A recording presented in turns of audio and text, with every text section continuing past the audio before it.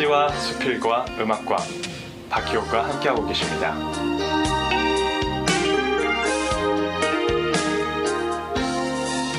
오늘 시와 수필과 음악과 초대 손님 모시도록 하겠습니다. 안녕하세요. 네, 안녕하세요. 네, 이 방송을 들으시는 분들을 위해서요. 개인 소개 좀 부탁드립니다. 안녕하세요. 저는 서북미 문인협회 회원으로 활동하고 있는 박경숙입니다. 반갑습니다. 네, 안녕하셨어요. 네, 잘 지내고 있어요. 네, 요즘 좀 다들 바쁘다 그러시던데요. 어떠셨어요? 어디를 자주 못 가니까 네. 코로나 때문에 집에서 뭐 계속 지내다 보니까 게을러지죠. 게을러지고 사람은 왜 부딪히면서 더불어 살아야 되는데 좀 게을러지고 그런 것 같아요. 그러셨군요. 박경숙님은 원래 또 여행을 좋아하셨잖아요. 네, 그래서 네. 은퇴 후에 계속 이제 여행을 다니시면서 여행에 관한 글을 참 많이 쓰셨는데 정말 좀 그러시겠네요. 그래요. 이제 팬데믹이 이제 풀릴만 하니까 다시 또 이제 그 신종 바이러스 때문에 이게 풀리면 다시 또 여행을 또 계속 하시겠네요. 근데 지금 상황이 어머니를 지금 모셔와서 함께 이제 어머니 간병을 하고 있는 상황이라 한동안은 아마 좀 힘들지 않을까 생각돼요. 네, 그러셨군요. 어머니를 왜 모셔오셨어요?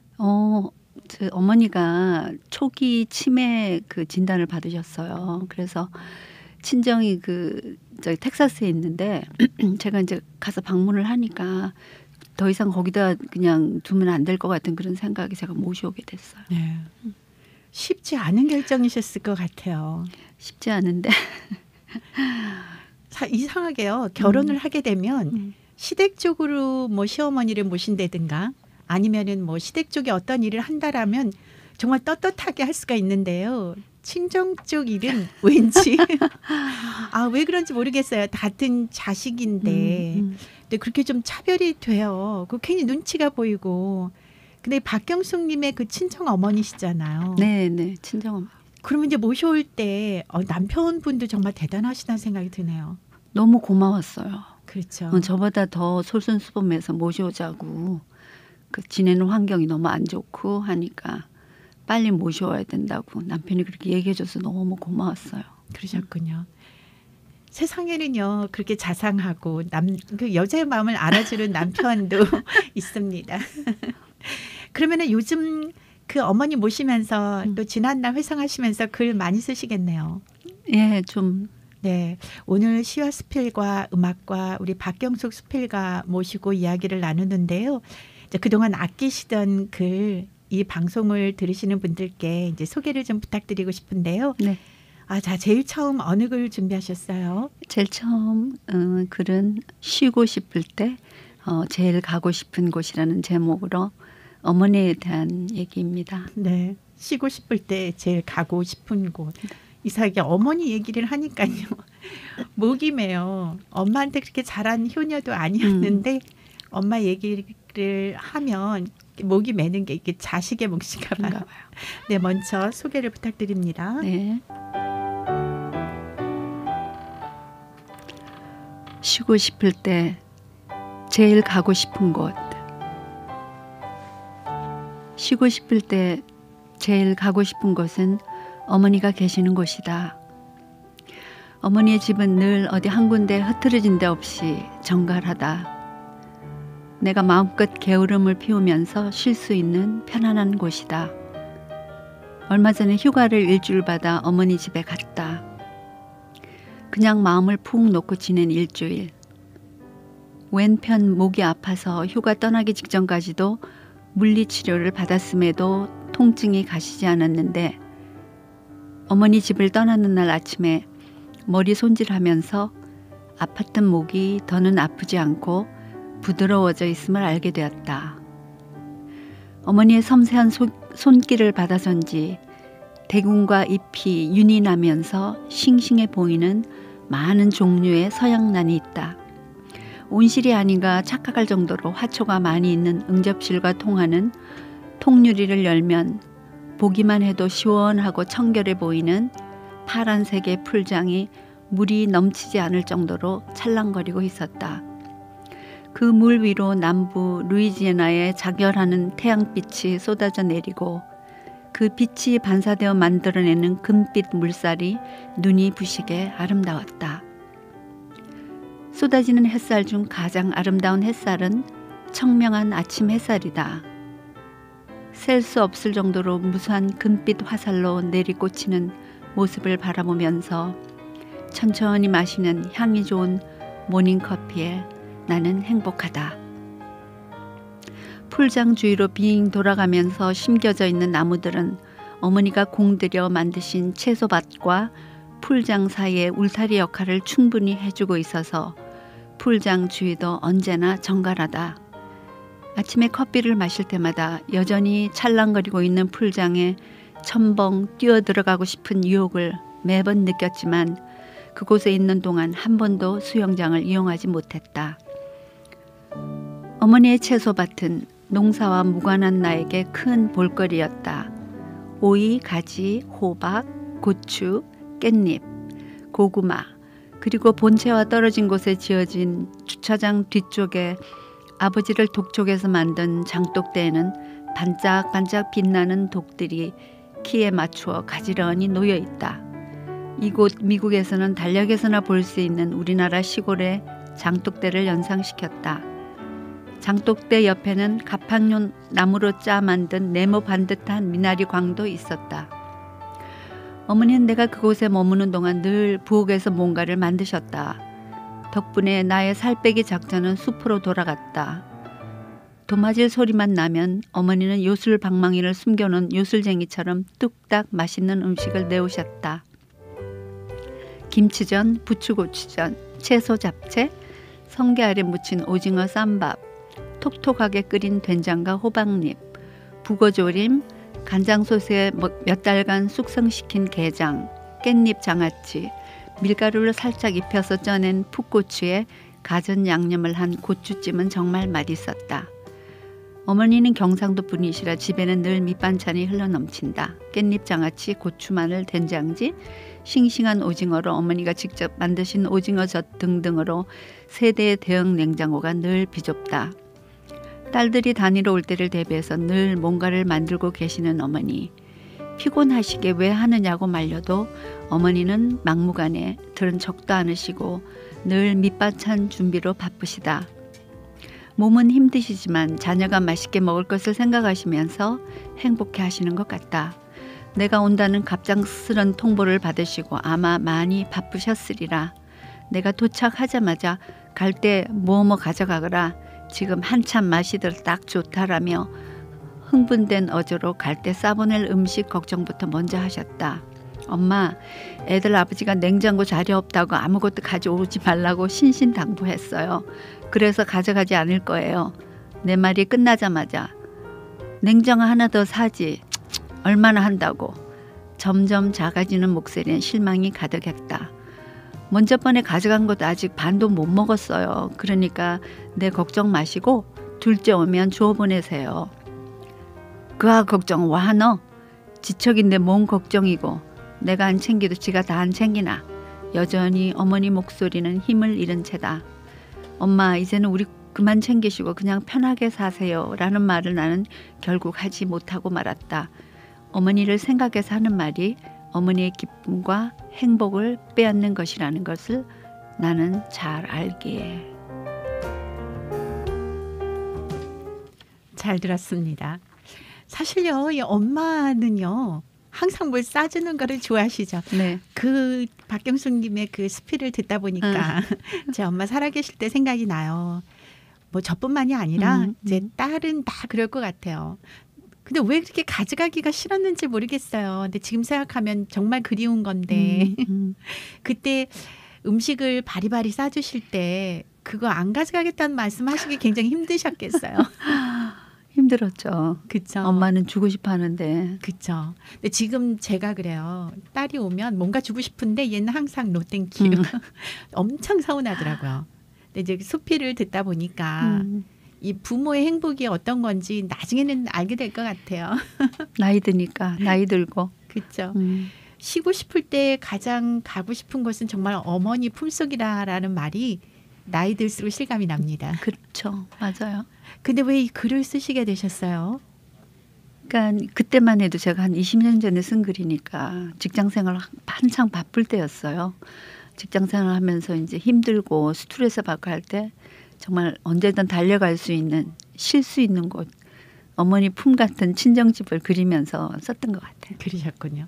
저는요 시집간 여자한테 친정이 있다라는 게 굉장히 좋은 것 같아요. 복이죠. 내가 태어난 그 고향보다 그냥 엄마가 계신 곳이 제일 좋고 편해요. 맞아요. 맞아요. 많은 분들이 그러시더라고요. 이제 그래도 부모님 살아계실 때 고향에 가면 이것저것 그냥 내 집처럼 맘대로 냉장고 문도 열고 맘대로 누워있기도 하는데요. 부모님 돌아가시고 나면 갈 데가 없다고 그러시더라고요. 박경숙님은 그래도 친정이 같은 미국에 있어서 좋으셨겠어요. 좋았죠. 언제든지 갈 수 있으니까 가고 그리고 싶을 또 때. 뭐 여자 형제들도 같이 있고 하니까 네. 얼마나 좋으셨을까요? 좋았어요. 박경수님 수필을 보면은요 항상 느끼는 건데요. 예전에 내 고향 같은 글이라는 생각이 들어요. 거기 보면 뭐 음식 얘기도 나오고 어렸을 때 얘기도 나오잖아요. 박경수님 어렸을 때는 어떠셨을까요?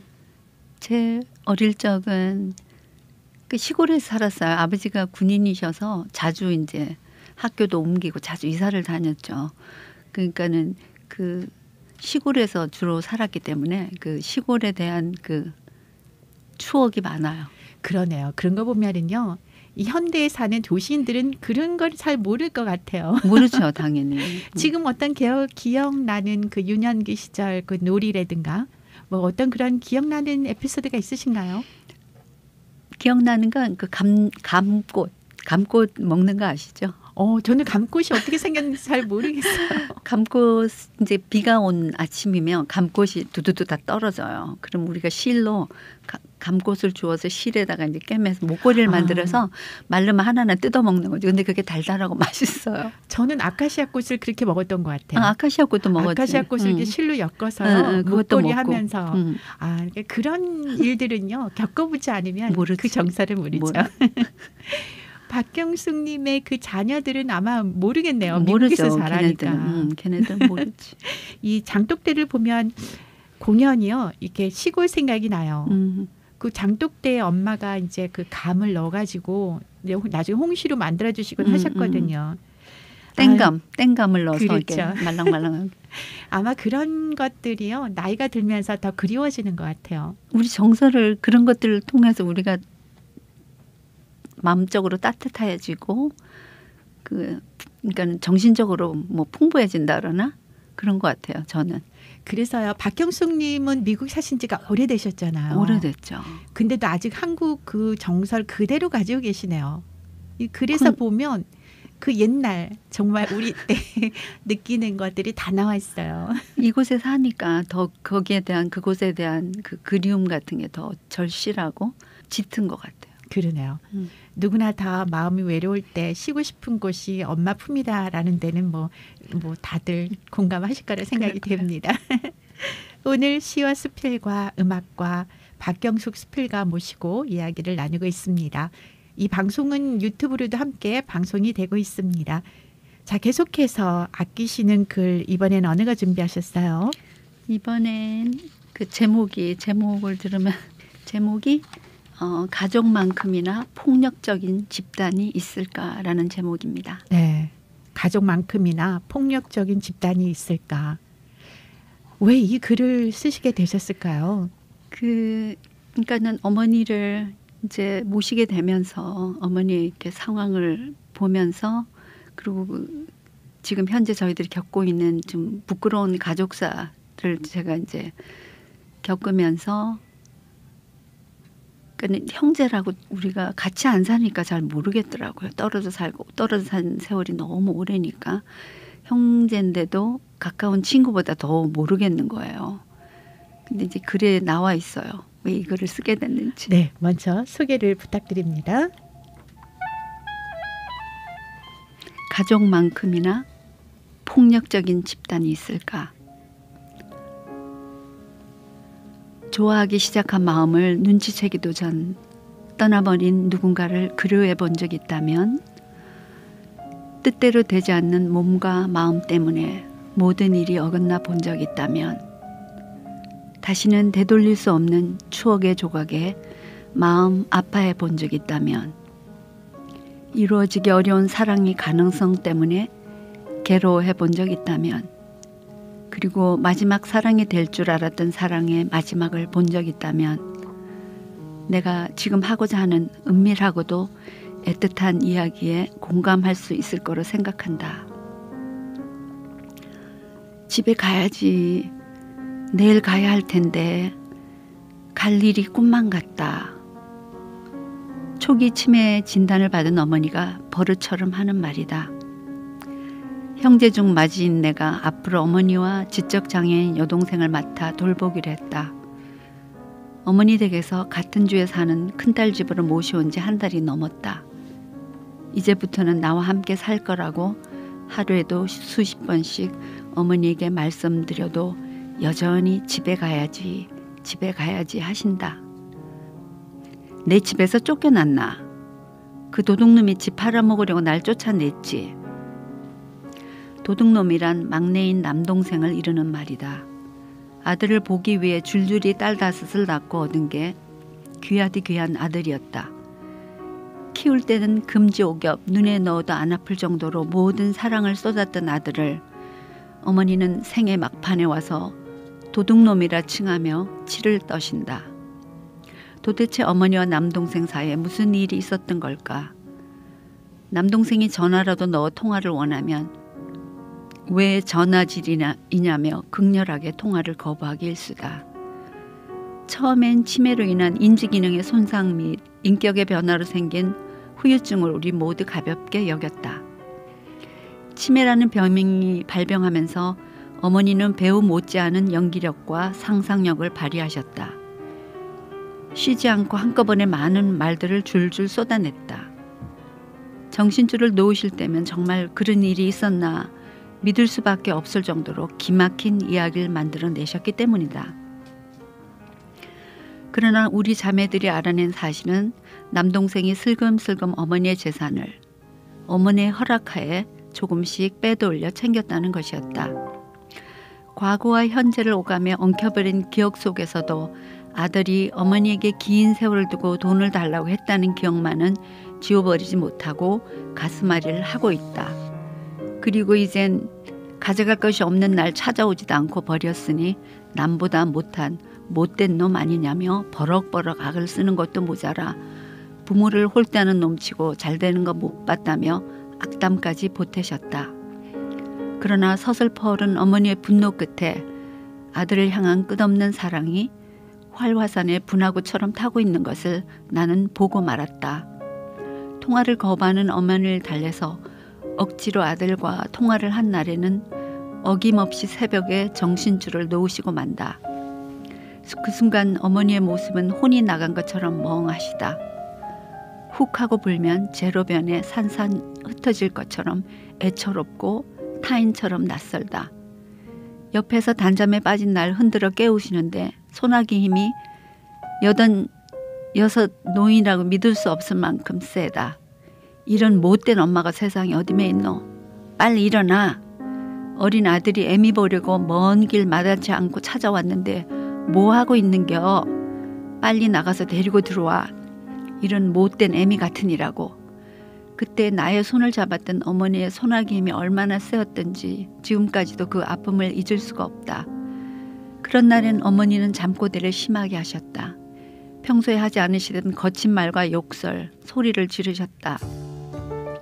잠꼬대와 함께 몸을 뒤척이다가 팔과 다리를 호우적대며 깊은 잠을 청하지 못하셨다. 그날 새벽 난 어머니의 진심을 알았다. 사랑이란 때로는 애증으로 영원히 가슴에 남아서 치매라는 치명적인 병까지도 이길 정도로 독하다. 지금 겪고 있는 가족사를 통하여 가족만큼 폭력적인 집단이 있을까 생각하게 된다. 가족을 사랑과 이해의 대상으로 포장하는 것은 그래야만 한다는 당위가 작용할 뿐 모든 가족이 사랑의 다른 말이 될 수 없다는 것을 알게 되었다. 왜냐하면 대부분의 당위는 현실과 다르지 않은가. 고통은 가장 가까운 사람에게서만 받을 수 있다. 별로 친하지 않고 별 관련 없는 사람을 통해 큰 상처를 받지는 않는다. 가족은 선택한 관계가 아니기에 벗어날 수 없다. 그 묶인 애증의 관계는 죽어야 끝나는 쇠사슬 같다. 어머니도 그 쇠사슬의 무게를 견디는 수밖에 다른 도리가 없다. 어머니의 머릿속의 기억력 회로는 날이 갈수록 조금씩 더 허물어질 것이다. 나이를 이유로 특별한 치료 방법은 없단다. 치매는 흔히 단기 기억력이 먼저 사라져서 금방 한 이야기나 행동을 기억 못한다. 그래서 어머니와 나의 대화는 매번 같은 걸 물으시고 나는 몇 번이고 반복한 대답을 처음 하듯이 천연덕스럽게 진지하게 답해드린다. 어머니께서 아들에 대한 원망을 다 잊고 나와 함께 사는 동안 행복하셨으면 좋겠다. 힘겨운 날이 오면 볕 좋은 마당에 나가 어머니와 단둘이서 마주 앉아서 거친 어머니 손을 주무르고 싶다. 외할머니 댁에서 더부살이 살던 시절 얘기며 외삼촌이 지어준 함석으로 인 지붕에다 콧구멍만한 부엌이 딸린 단칸방에 있던 작은 집에 관해 얘기도 하고 싶다. 젊은 엄마와 함께 누워 함석 지붕에 떨어지던 빗소리를 들었다. 빗소리가 얼마나 좋았던가에 대해서도 말하고 싶다. 좁은 터에 엄마가 채송하며 봉숭아 꽃을 심어 가꾸었던 작은 화단이며 봉숭아 꽃이 만개하면 꽃과 잎을 함께 찧어 백반 넣어 손톱에 물들여주던 고왔던 어머니의 모습도 얘기하고 싶다. 그래서 추억을 통해 어머니의 상한 마음이 치유되길 바란다. 순간을 사는 인간이 그 순간 행복할 수 있다면 힘겨운 시간이 찾아온다 해도 이겨내며 우리는 언제나 한 발짝 더 나아갈 수 있다 믿는다. 잘 들었습니다. 왠지 좀 찡하기는 해요. 이 세월이 무정하다라는 말이 바로 이럴 때 쓰는 게 아닌가 싶습니다. 박경숙님께서 처음 소개해 주신 수필 마음이 외로울 때 이제 찾아가는 곳에 어머니하고요. 여기 수필에 가족만큼이나 폭력적인 집단이 있을까에 어머니는 같은 분이시잖아요. 그렇죠. 세월이 이렇게 바꿔 놓으셨네요. 그렇죠. 하긴 나이 드신 분의 소망이 그냥 곱게 늙고 그리고 또 자식들 속 안 썩이고 빨리 가시고 그러게. 싶어 하시는 거라고 하시더라고요. 누구나 다 이렇게 아프고 싶지는 않으실 건데 어머니가 이제 자식들한테 이렇게 힘들게 한다라는 걸 아시면 모르셨으면 좋겠어요. 그렇죠. 모시는 분들이 참 힘들 텐데요. 저는 남편분이 참 대단하시다는 생각을 들었어요. 감사하죠. 자기 엄마도 아니고 장모인데 그렇게 치매에 걸린 장모를 집에서 모신다라는 게 쉬운 일이 아니잖아요. 항상 신경 써야 되고 24시간 같이 있어야 되고 그런데 정말 대단하신다 생각이 돼요. 네, 감사하죠. 사람들이 마지막에 후회하는 게 대단한 게 아니더라고요. 그냥 좀 더 사랑한다라는 말을 못한 거. 우리 박경숙님은 어떠셨어요? 어머니한테 사랑한다라는 말 자주 해드리셨나요? 아니요. 저희 한국적인 정서는 그게 안 되잖아요. 그냥 속으로 사랑하는데 근데 요즘에는 어머니가 이제 치매로 어린아이처럼 되니까 제가 자주 엄마 볼에 이제 키스도 해드리고 엄마 이쁘다, 엄마 사랑한다 요새 자주 해요. 그러시군요. 그럼 반응이 어떠시던가요? 좋아하세요. 네. 애기처럼. 정신이 없으셔도 그 마음속에 그 자식에 대한 사랑 이런 거는 남아 있을 것 같은데요. 있죠. 다들 못 알아보셔도 가장 사랑하는 사람은 알아보신다고 하는데요. 어떠셨어요? 어머님은 누구를 가장 먼저 알아보시던가요? 자녀들은 거의 다 알아봐요. 알아보는데 이제 사위를 못 알아보고 아저씨래. 주인이라 주인집 아저씨라 그러고 못 알아보더라고요. 그러게요. 부모님이 차라리 병에 걸리셔서 계시면 정신이 온전하시면 이런저런 원망도 하고 얘기도 하겠는데요. 정신이 온전하지 못하시는 부모님을 모시고 사는 일이 얼마나 힘들까요?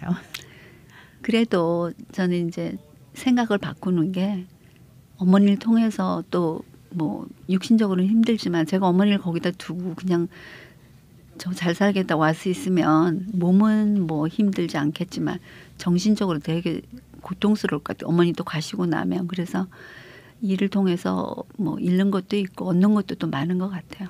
그러네요. 그런 거 보면 항상 조물주는요 창문을 다 닫아놓지는 않으신다라는 말이 실감이 납니다. 오늘 시와 수필과 음악과 우리 박경숙 수필가 모시고 이야기를 나누고 있습니다. 이 방송을 유튜브로도 함께 보실 수가 있습니다. 자, 계속해서요. 이제 제가 한 편만 더 그 소개를 부탁드리고 싶은데요. 어느 글 준비하셨어요? 제목은 막다른 골목. 막다른 골목. 네, 먼저 소개를 부탁드립니다. 막다른 골목. 확실하게 존재하던 가족이나 친지 그리고 가까운 사람들이 세월을 앞세워 한 명, 두 명 연기처럼 사라져간다. 어떤 순간 눈앞에 있는 모든 것이 허상이며 거짓말처럼 보인다. 알츠하이머로 기억의 회로가 뒤엉킨 어머니의 깊은 고독을 통해서 내가 아는 세상이 얼마나 좁았나를 알았다. 세상은 한없이 넓고 태양이 환하게 빛나는 대낮도 누군가에게는 깊은 어둠이 되는 걸 비로소 알았다. 버티는 인생만 살아온 어머니는 뭔가 하고 싶은 것 또는 이루고 싶은 꿈 따위는 생각조차 해보지 않았을 것이다. 아무튼 살아보자며 그것만으로도 족하다며 버텨온 인생이다. 어떻게 해야 남은 어머니의 시간을 조금이라도 밝힐 수 있겠냐는 것이 최대 고민이다. 어머니는 정신이 맑아질 때마다 너한테 큰 짐을 지게 해서 마음이 아프다 하신다. 엄마, 딸이 엄마 돌보는 게 당연하지 무슨 짐이 된다고 그래요. 두 입 먹이려면 힘들지 왜 힘이 안 들어. 엄마, 나 부자예요. 돈 아주 많아요. 그러니까 걱정하지 마세요. 내가 잘 모실게요. 엄마가 나 어렸을 때 입히고 씻기고 먹이고 정성껏 키우셨으니 이제 내가 엄마를 돌봐드려야죠. 말이라도 그렇게 해서 고맙다. 그래도 내 맴이 편치 않아. 하시면서 안심하시지만 하루에도 수십 번씩 반복되는 일상의 대화다. 아들에게 버림받고 딸에게 얹혀 산다는 생각으로 불행한 엄마는 치매라는 막다른 골목에서 길을 잃으셨다. 처음 오셨을 때만 해도 정서적으로 불안해하시고 우울증이 심했었는데 약을 끊을 만치 좋아지셔서 안심이다. 그동안 떨어져 산 세월만큼 엄마에 대해서 아는 게 별로 없다. 그래서 하루하루 어머니를 알아가고 있다. 엄마의 입맛이 초등학생 손주들 입맛이다. 아침에 정성 들여 끓은 누룽지탕이나 깨죽은 배 안 고프다며 밀어버리기 일쑤인데 손주들이 먹는 우유에 넣은 달달한 시리얼이나 계피맛 나는 서양식 죽은 그릇이 다를 정도로 긁어 남김없이 드신다. 매일 혈당 검사, 혈압 재기로 하루를 시작한다. 엄마 머리 빗겨드릴 때마다 어렸을 적 등교 전 어머니와 벌이던 실랑이가 생각나 실소를 금치 못한다. 잠자리에서 실타래처럼 엉킨 긴 머리를 빗으로 빗겨 두 갈래로 따으려고 하니 얼마나 힘들었겠나 싶다. 어머니는 나쁘게 표현하자면 손끝부터 발끝까지 완벽주의자다. 머리카락 한 올조차 빠져나오지 않도록 물을 묻혀 완벽하게 빗겨주셨는데 얼마나 꽉 당겨서 빗었는지 머리카락 모근 쪽 피부에 늘 부스름이 나곤 했다. 매일 아침 나는 아프다고 찡찡거리고 엄마는 학교 늦는다며 가만히 좀 있으라며 나무라셨다. 그 시절엔 간편한 단발머리 일색이는 동급생 중에서 늘 눈에 잘 튀는 아이였다. 나의 삶을 지탱하고 내일을 꿈꿀 수 있게 하는 것은 늘 사소한 것들이다. 막 목욕을 마친 손주들이 품에 꼭 안겨올 때 채 마르지 않은 머리카락에서 풍기는 비누의 향기, 동네 어귀를 밝히는 변함없는 불빛, 언제든 전화 한 통이면 만날 수 있는 정답고 익숙한 얼굴들, 친구가 깎아준 사과의 향기, 엄마와 단둘이 6년 동안 살았던 함석 지붕을 올린 코딱지만 했던 집에서 들었던 빗소리, 그곳에서 귀염받고 자란 기억, 비오고 바람 불고 맑게 갠 그런 날들이 있었던 좋은 추억, 칠흑 같은 겨울밤 따뜻한 이불 속에서 엄마랑 꼭 껴안고 푸근하게 잤던 잠, 매년 가을 발밑에서 부서지는 노란 낙엽, 스치는 바람에 울려 퍼지는 뒤뜰의 풍경 소리, 그리고 그 스쳐 지나기 쉬운 보석 같은 봄, 여름, 가을, 겨울, 생의 풍경이다. 누구든 이런 것들을 조금이라도 갖고 있으면 어려운 사건에 부딪힐 때, 막다른 골목에서 길을 잃고 헤맬 때도 그 따스한 추억을 인해 다시 일어서서 앞으로 나아갈 수 있다고 믿는다. 추억은 우리의 삶의 탄탄한 토대다. 어머니에게 그런 좋은 추억을 가득 만들어 드릴 수 있기를. 그래서 마음속에 뿌리내는 쓴뿌리가 뽑히고 그 속에 단물 같은 샘물이 솟아나 어머니의 마음에 평온이 깃들 수 있다면 좋겠다. 그리고 이 글을 읽는 모든 분도 힘겨운 날이면 가만히 열어보고 싶은 보석 같은 추억이 가득 담긴 기억의 보고를 한 땀 한 땀 지어가며 살 수 있다면, 살아가면 누구나 한 번은 겪게 되는 전환점인 막다른 골목이라는 절망적인 장소에 도달할지라도 함께하는 사람들이 주는 힘과 위로, 시간의 흐름이 주는 치유, 그리고 살아간다는 것의 소중함과 추억을 통해 우리 모두 앞으로 나아가기 위한 한 걸음을 뗄 수 있을 것이다. 그 안에서 행복할 수 있는 길을 발견할 것이라 믿는다. 잘 들었습니다. 누구나 다 생의 막다른 골목에 닿으면 각각 선택의 여지가 다 각각 다르겠지요. 네. 글을 읽다 보니까 박경숙님의 막다른 골목에서 선택은 어머니셨네요. 왠지요. 어머니를 생각을 하면 좀 뭉클하죠. 그죠. 누구나 그죠. 어머니. 그렇죠.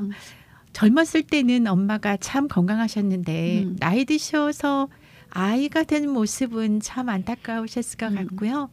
꼭 나의 미래에도 같이 겹쳐지지 않을까요? 맞아. 그래서 마음이 짠하고 그러네요. 그런 이 막다른 골목을 왜 쓰시게 되셨을까요? 그러니까 우리가 어떤 절망적인 순간에도 그 길은 반드시 이를 쓰고 우리가 한 발짝 떼어놓을 수 있는 길이 있다는 거를 그 어려운 가운데 있는 분들하고 같이 제 지금 막다른 골목에서 겪는 그런 거를 함께 쉐어함으로써 그 서로 용기가 되고 힘이 주고 싶어서 쓰게 됐습니다. 네. 이 떨어져 산 세월만큼 엄마에 대해 아는 게 없다라는 말에는 참 공감하는데요. 자주 만나고 매일 만나야 할 말이 더 많다라고 하더라고요. 맞아요, 진짜. 근데 이제 그 세월만큼 몰랐던 엄마를 집으로 모셔오시면서 많은 걸 알게 되셨을 것 같은데요. 가장 정말 놀랐던 거, 내가 그동안 이걸 왜 몰랐을까 하는 것도 있으셨을 것 같아요. 그 정도로 그거 한 거는 없고 이제 어머니를 모시면서 제가 알았던 엄마는 이렇게 경상도 분이라 굉장히 음식을 짜고 맵고 막 그 간이 센 걸 좋아하셨는데 전혀 그런 걸 못 드시고 무조건 달달해야 드세요. 그러셨군요. 저는요. 엄마랑 그렇게 오랜 세월을 같이 살았으면서 엄마가 바다를 좋아하는 줄 알았어요. 그래서 항상 바다를 모시고 갔는데 제가 바다를 좋아하는 거였어요. 근데 이제 엄마랑 마지막 여행을 하면서 느낀 게 엄마가 산을 좋아하셨더라고요. 그래서 제가 왜 엄마가 산을 좋아한다라는 걸 왜 몰랐지? 왜 엄마가 돌아가실 때야 나 알게 됐냐 하면서 엄마한테 왜 미리 말을 하지 않았냐고 말을 드렸더니 저희 엄마가 하는 말이요. 이렇게 말씀하시더라고요. 내가 산을 좋아한다라고 한들 뭐 산을 가겠느냐. 내가 바다를 좋아한다고 바다를 갈 수 있겠느냐. 나는 너네들을 따라다니는 거니까 내 의견이 없다. 그게 정말 뭉클했어요. 그리고 이제 항상 이제 식당을 가면 엄마가 그냥 너네들 먹는 거에 숟가락 하나 얹자. 저는 그 말이 왜 이렇게 싫었는지 모르겠어요. 그 얘기하니까 생각나는 게 나는 옛날에 엄마가 그러니까 어두일미라는 말이 있잖아요. 그렇죠. 네. 그래서 나는 그 엄마가 항상 우리는 고기를 주고 살을 주고 엄마는 맨날 그 살점 없는 그 머리를 그냥 빨아서 드시는 걸 보고 엄마는 머리를 좋아하나 보다. 난 그렇게 생각했거든요. 나중에 그게 아닌 걸 알게 됐어요. 그러게요. 우리들 먹이기 위해서. 원님 어느 그 효자 아들이 그 영광으로 군수가 돼서 갔는데 엄마한테 조기를 보내는데요. 머리만 보냈다잖아요. 그러게 그게 자식이에요, 그죠? 그렇죠. 근데 그런 건 이야기에만 나오는 거겠지요. 이상해요. 엄마가 왜 돌아가시고 나서야 이렇게 효도하지 못한 걸 후회하는지 모르겠어요. 그래도 박경숙님은 지금 엄마를 모시고 계시니까 이제 그런 후회는 나중에 없으실 것 같아요. 그래도 있겠죠. 그래도 가시고 그러네요. 나면 못해준 게 더 생각날 거고. 그러네요. 그게 자식의 몫인가 봅니다. 이 내리사랑이라고 정말 이 자식하고 부모의 사이는 정확한 것 같아요. 그냥 짝사랑. 맞아, 짝사랑. 엄마가 맨날 하는 소리. 네. 어느 분이 그러시더라고요. 우리 마음속에 있는 그 정신적인 추를 내 자식, 내 가정에서 정말 조금만 부모한테를 옮긴다면 효자 효녀 될 거라고 그런 말이 아직도 기억이 나는데요. 아, 이제 와서 후회하면 뭐 하겠어요. 벌써 엄마는 돌아가셨는데요. 제가 이제 엄마 돌아가신 후에 그 무덤에 꽃이 마르지 않게 하리라 해서 거의 매주 갔었거든요. 근데 제 친구가 하는 말이 돌아가신다면 이렇게 매주 가면 엄마가 아시겠느냐. 그런 말이 더 가슴이 메어지더라고요. 그러게. 박경숙님은 지금 이제 엄마랑 사시면서 또 좀 힘드신 일도 많으시잖아요. 그죠? 힘든 일도 많죠. 왜냐하면 이렇게 치매시다 보니까 이렇게 엄마를 계속 이제 24시간 붙어 있는 걸 원하세요. 제가 어디 뭐 청소라도 하고 있으면 막 화내시고 곁에 꼭 있어야 좋아하시니까 제가 제 이제 시간을 제 개인적인 시간 전혀 갖지를 못하게 되니까 그게 좀 힘들어요. 근데 바라옵기는 이제 좀 유스트가 되시면 좀 환경에 적응하고 그럼 좀 나아질 거 아닌가 그러고. 그래도 박경수님 어머님은 그래도 행복하신 그런 어르신 중에 한 분이시다라는 생각이 드는 게요. 몸이 아프면 열 자식 효도하지 못한다 그러잖아요. 긴 병이 효자 없다라고. 근데 정말 힘내시고 마지막으로 엄마의 추억을 많이 쌓으셨으면 좋겠다는 감사합니다. 생각이 들어요. 예, 예. 네, 오늘 시와 수필과 음악과 우리 박경숙님 모시고 이야기를 나누고 있는데요. 우리 박경숙님은 이제 수필을 쓰신 지가 오래되셨잖아요. 네, 그죠? 네. 네, 처음에 수필 쓰실 때 생각나세요? 처음에 네. 어떻게 수필을 쓰시게 되셨어요? 글 쓰는 걸 좋아했어요. 옛날 학교 다닐 때부터 글을 뭐 소설 쓴다고 소설도 썼었고, 근데 이제 계속 습작을 하다가 이제 그 2005년이었던 것 같아요. 그 한국일보에서 문인협회 서북민 문인협회에서 공모전 그걸 보고 거기 응모를 해서 이제 그러셨군요. 등단을 했죠. 네. 지금 박경숙님이 제일 잘했다라고 하는 일은 바로 이 글을 쓰셨던 것 같아요. 그런 일이 아닐까 싶은데요. 맞아요. 지금 이런 모든 그 기억들 이런 것들을 글로써 남긴다면 나중에 좋은 기억거리가 되지 않을까 생각이 됩니다. 네, 저도 그렇게 생각해요. 네. 사람이 살면서요. 정말 이거 한 가지는 잘했다라는 게 있으실 것 같은데 박경숙님은 어떤 거라고 생각을 하셨어요? 저는 남편을 만나서 결혼한 게 뭐냐면 요즘 저희 남편이 어머니한테 대하는 거 그런 걸 보면서 너무 감사하고 정말 이렇게 얘기하면 팔불주자칠이라고 흉볼 수도 있는데 너무 감사해요. 정말 저렇게 할 수가 있나 싶을 정도로 너무 어머니한테 잘하고 그냥 하는 게 아니고 제가 느끼잖아요. 정말 정성 들여서 어머니를 함께 돌봐주는 게 너무 고맙고 남편을 만나서 결혼한 거 그래서 3자녀 놓고 손주가 11명? 11명. 저 부자죠. 네, 다복하십니다. 이런 질문을 제가 개인적으로 하면 어떨지 모르겠는데요. 많은 분들이 이제 결혼한 부부들한테 물어보잖아요. 그렇게 오래 살았는데 이 다음 생에 또 만나면 또 결혼하겠느냐. 아니 그때 어떤 목사님 우리한테 질문하셔서 부흥에 오셔서 그랬더니 어떤 분들이 어떤 여자분 얘기가 손들고 한 얘기가 자기는 또 저기 출애인 시키 싫어서 그 사람하고 결혼할 거래요. 출애인 다 시켜가지고 이제 말 잘듣는데 왜 또 딴 사람하고 결혼하냐. 그렇군요. 그 말도 일리가 있는데 네. 남편하고 결혼 또 할 거예요. 저는. 그렇군요. 저도 이제 가끔 짓궂게 그런 질문을 할 때가 있는데요. 저는 여기서 답하지 않겠습니다. 사람이 부부로 만나서 일평생 살아간다라는 게요. 꼭 뭐 좋기만 해서겠습니까마는 그 남편이 보여주는 신뢰 그걸로 네. 평생 가는 것 같은 게 아닐까 생각이 들었는데요. 좀 다복하셔서 부럽습니다. 감사합니다. 네, 오늘 시와 수필과 음악과 우리 박경숙 수필가 모시고 이야기를 나누고 있습니다. 자, 오늘 이렇게 세 편이 다 엄마에 관한 이야기시잖아요. 처음에는 이제 건강하신 어머니, 그 다음에는 이제 치매 걸리신 어머니, 그 다음에는 이제 모두 가족 이야기를 해주셨어요. 네. 근데 저는요, 이 막다른 골목이라는 말이 참 가슴에 남을 것 같아요. 저는 이제 막다른 골목하면 생각나는 게 두 갈래 길에서 어느 길로 갈까 그런 선택의 그 길이다라고만 생각을 했는데요.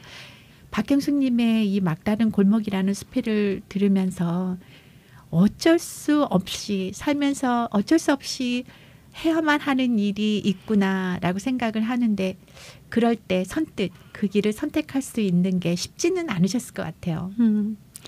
근데 제가 어머니를 이제 간병을 하면서 느낀 게 제 삶이 그 지경이 넓혀졌다 그럴까? 예전에는 그냥 나 우리 가족 그런 거에서만 그거 했는데 이제는 이런 걸 함께 겪고 있을 이웃도 생각하게 되고 또 다른 세계, 너라는 다른 세계를 제가 볼 수 있는 안목이 생기더라고요. 그래서 저는 참 감사하게 받아들여요, 일을. 네. 어떤 일이 닥쳤을 때 어떻게 받아들이냐라는 건 개인의 몫이다라고 하는데요. 힘내시고요. 감사합니다. 네.